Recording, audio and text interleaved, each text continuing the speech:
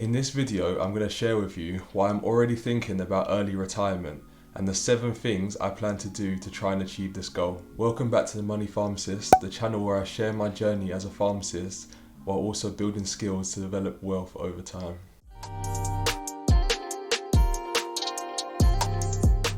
So I've got this plan to retire early, not because I don't like what I do. I just feel like in 30 to 40 years, when it's time to retire, I'm going to be so tired that the option to retire early would be really nice.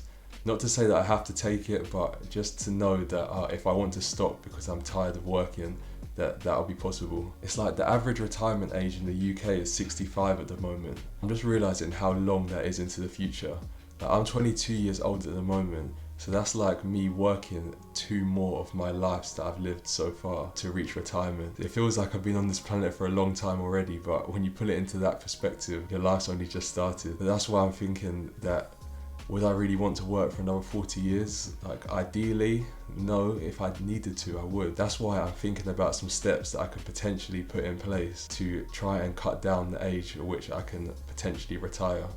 Not to say that I definitely am going to retire early, but it'd just be nice to have that comfort knowing if you get tired of a job or you kind of lose passion with something because you've been doing it for so long, you have the opportunity to retire because you're not so dependent on that paycheck. So these are the steps that I plan to take to give myself the best chance of being able to retire early. I say best chance because there's no guarantees of anything in this life. We can just all do our best and see what happens, really. Okay, so step number 1 is knowing my financial freedom number. This is the rough amount of money that you need invested to be able to stop working and live off your investments. So there's something called the 4% rule. This is where you need your investment portfolio to be big enough where you can take out 4% of this money and live off it. This rule assumes that you make a 7% return each year, then you take off 3% of that due to inflation, then you can live off the 4%. If someone had yearly expenses of £10,000, it assumes they need a pot of £250,000 invested to draw £10,000 out of that and their pot not shrink. You can't take these numbers too literally as they use a lot of assumptions.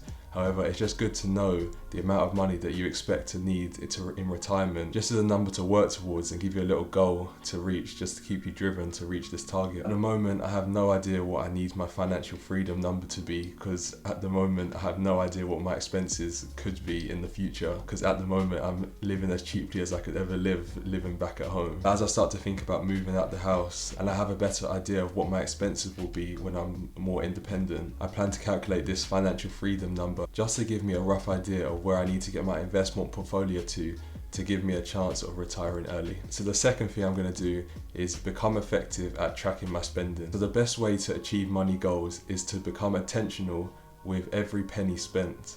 And the best way to do that is to create an effective budget. That's why this year, one of my goals is to be very intentional with how I spend my money. I plan to become more intentional with my spending by creating a zero-based budget. This is a budget where every penny that comes in is accounted for. At the moment, I plan rough budgets just on paper at the start of the month, but I plan to go more deeper into this in the near future. Okay, so my third thing I'm going to do is use the help available to me. I read a book this year called The Unfair Advantage, and it had a really big impact on me. It essentially says that life is inherently unfair and that everyone has different unfair advantages, and you have to use these unfair advantages in your favor to succeed in life. So it got me thinking, what are my unfair advantages? One of them is, at the moment, I'm lucky enough to live back with my parents and not have to pay rent. This allows me to save a lot more money initially in my career, which can be put to saving and investing. I'm very grateful to be able to do this, and I don't want to waste the opportunity that has given me. The fourth thing I plan to do to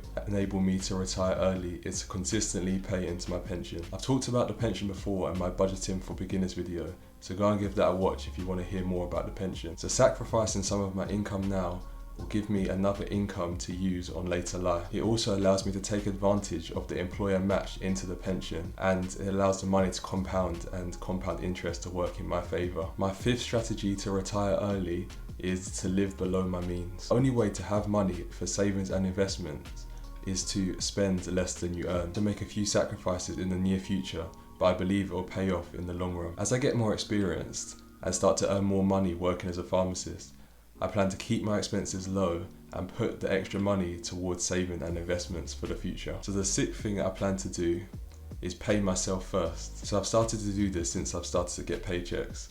So as soon as I get paid, before I can spend any money, I put aside what I want to save for my house and emergency fund, and I also put aside what I need for investments, and then I live off the rest of the money. This reduces the temptation to dip into the savings and investments money for day-to-day purchases, so it allows me to save more effectively. Lastly, the final thing I plan to consistently do to increase my chance of being able to retire early is to invest in assets. An asset is something that goes up in value over time. The first asset class I plan to invest heavily into is index funds, which I've mentioned on this channel before. So go and check out my video on Mark Cubane's Guide to Getting Rich if you want to see more about index funds. I also would like to get into property in the future. I also plan to put a small amount of money consistently into Bitcoin, and I'll start that in the future because at the moment I don't totally understand it, and I don't want to invest in something I don't understand, even if it is doing well at the moment. Like everything in life, nothing is guaranteed, but those are the steps that I plan to use to give myself the best chance of achieving financial freedom as a pharmacist in the UK. Let me know if I've missed anything out or you do anything differently. I'd love to have that discussion. If you've enjoyed this video, please hit that like and subscribe button, and I'll see you next week.